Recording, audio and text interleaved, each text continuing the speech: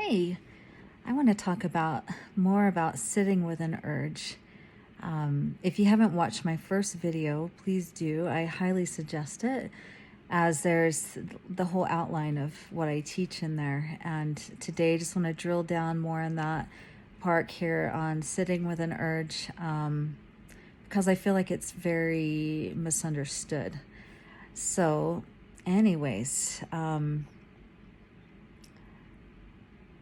normally, I think what people do when they're quote unquote sitting through an urge is they try to talk themselves out of the urge, and that's opposite of sitting with an urge. And when we talk ourselves out of an urge, that may sound something like, nope, don't eat that. You don't need it. You already had enough food. Remember your plan, etc., etc., etc. I mean, we all have our language. Some is worse than others, as I'm sure you can imagine. But sitting with an urge is more like weathering a cold. The cold comes, you know it's here. You can't talk yourself out of the cold. You can only comfort yourself through it. I don't know what you guys do, but I definitely do bare minimum when I have a cold. And I take really good care of myself. Maybe I'll make myself some honey mint lemon tea, or get myself some nice soft tissues with lotion in them. I will maybe put a blanket around myself and snuggle up on the couch, or get extra sleep. I'm just really good to myself when I have a cold. And so that's more what sitting through an urge looks like, is just a lot of TLC as you're going through it. Urges come in waves. It's not like a cold though. Urge comes in waves that usually last from 2 minutes, depending on how distracted you get, to maybe an hour. I think max for me was an hour, and I honestly can't even remember going through it for a full hour. But currently, when I'm using this method for habits I want to break other than eating, it's taken me like 30 minutes to get through it. And so it's not that you have to sit down and you have to relax or you have to sleep or anything like that. You just kind of act like, I have a cold. I'm going to work, because we go to work when we have a cold. We go places. We go grocery shopping. Most people do anyways. I know I do, because usually a cold is mild enough that you can still go on with the bare minimum daily essentials. And so otherwise, I guess it would be a bad cold. So let's just say that it's a mild cold, a mild cold that you can still go do things with. And so you think about, what do you do when you go to work and you have a cold? You just sit through the discomfort. You bring your tissues with you.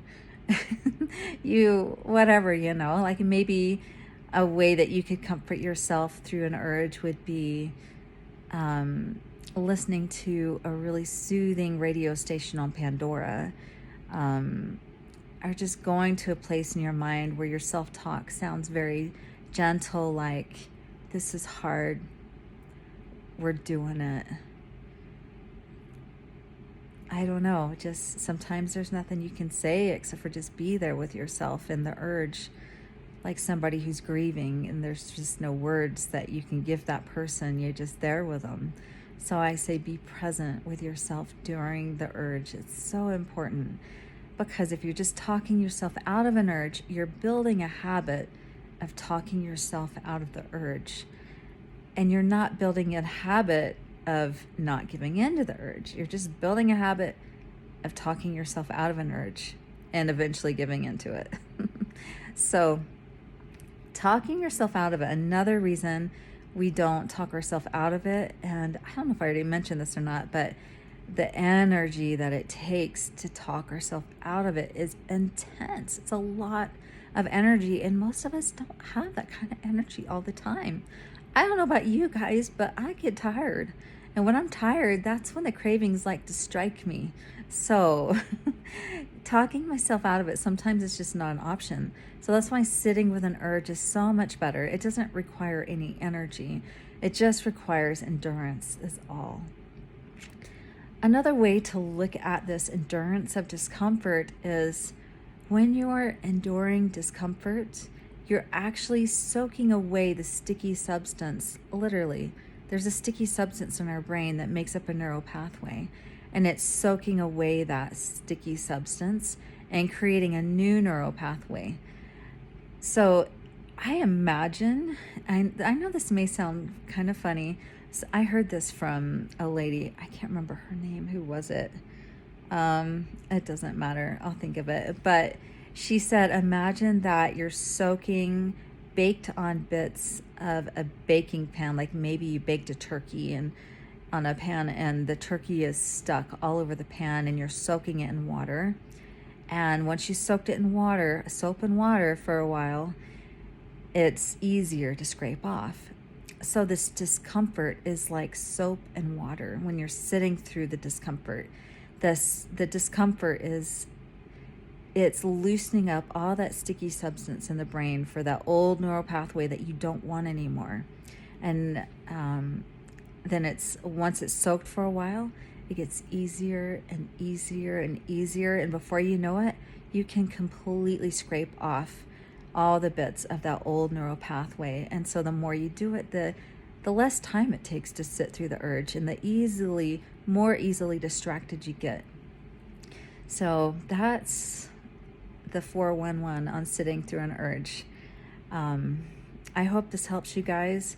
I know that you guys, you can do this stuff with everything I've shared in these videos. It's just sometimes somebody needs a little help. I've been there. I've done this hundreds of times, so I can help people through this. I can help people locate their blind spots, self-sabotaging talk that they don't even know is going on inside their head. I can help people identify that. So I would love to talk to you. Go to my website at www.destinationnewlife.com. That's destination, like I'm going somewhere, newlife.com. And then there's a link, a button in there you click for a free consultation, no strings attached. And like I always say, I'm not a pushy salesperson. I just want to help you know if I'm somebody that you want to work with. And I'd also like to see if you're a good fit. And that's it. I look forward to hearing from you. And bye-bye. Mwah.